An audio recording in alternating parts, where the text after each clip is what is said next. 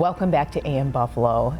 It has been, if you can believe this, over 4 decades that AM Buffalo has been going over the air. Yes, and tomorrow we're having a grand celebration as we bid farewell to this show and all of the incredible people who have joined us over the years. That's right, and one of those incredible people is right here with us with a heart of gold, especially when it comes to animals in our local community that need homes or just need care. Our longtime friend, of course, Gina Lattuca. Thank you so much, Gina. Good morning. Thank you so much for asking me to be here. And Gina, how long have you been coming on AM Buffalo? The first time that I came down to AM Buffalo was 33 years ago. Brian Kale was here, and I brought some animals in, and for a short time there, and I can't remember specifically when, but we were coming and doing weekly segments with Linda Pellegrino, and just over the years, I have to say, I truly believe that AM Buffalo is part of why we are where we are now. You know, when I started coming in 1990, I was employee number 32 at the SPCA. We were in a small shelter in Tonawanda on Esminger Road, and look now, we have about 130, 135 employees. We're in a large campus-like setting in West Seneca. This show had a lot to do with that growth. You were able to help us spread messages and spread news of our programs to audiences I honestly don't think we would have reached otherwise. It is such a vehicle, right? I mean, that's something that I know that I can speak for the rest of the team over the years, that being able to provide this vehicle to get the word out in a longer format. So it wasn't just like news where you would have about a minute or so to tell your story. You got to sit with us and have a real conversation. And so I appreciate you saying that. For all of us here on this team, it has been an absolute pleasure. So being able to share, because we love animals, you know that. And you know what, when we're talking about animals and we're talking about living things and the difference that these animals make in lives, because it's no surprise, these animals make a huge difference in our lives.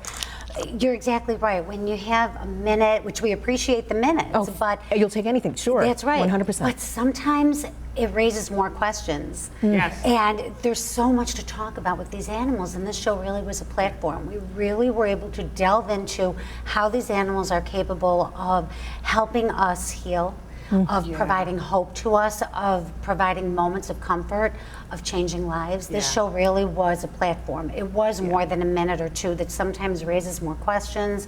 We weren't really able to get those stories out other ways. We got the cutest emails after you guys would come on. We'd get pictures of people with their dogs sitting in front of TV watching the shows. That's right. Do you have any fun memories?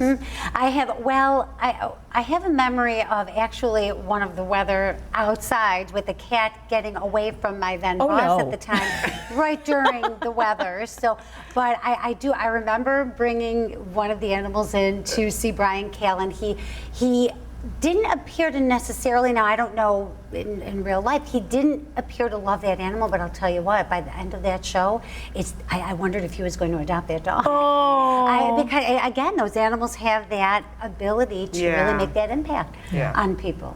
So here's the thing. You said that this is an opportunity, it always is, to get the word out about the amazing programs, and this is what we do here at AM Buffalo. So tell us about what's going on this summer. You know what? Another example of how this show helped us grow. When I started, we had one part-time humane education person who went to schools doing programs. Now we have a full-blown humane education program. Mercedes, you've got some of your kids coming into our camps. This summer we've got our Tail for Two program. You may have seen that on the screen a little while ago. Tail for Two, you did a big story on that just in February. We had a whole show at the SPCA. It was lovely. Those kids reading to animals, what an incredible program. We almost took one home. We almost took one home. Yeah, that's right. You're still working on it. It's the grand plan, right? That's the grand plan. We do try to work that. Our humane education program is great. You see some of our newer adoption programs. Doggy Entourage is a dog day out program. Whether or not you're thinking of adopting an animal, come and take a dog out for the day. One big new one you just saw, If the Fur Fits, that's a trial adoption program. So people now, you know, they didn't want to adopt. They were a little worried it might not work out. What do we do if it doesn't work out? We've removed that fear. Now you can come in and do a trial adoption.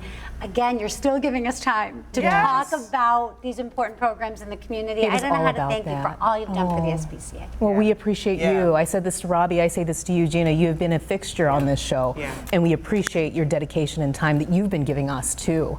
Because I think people really need to hear this.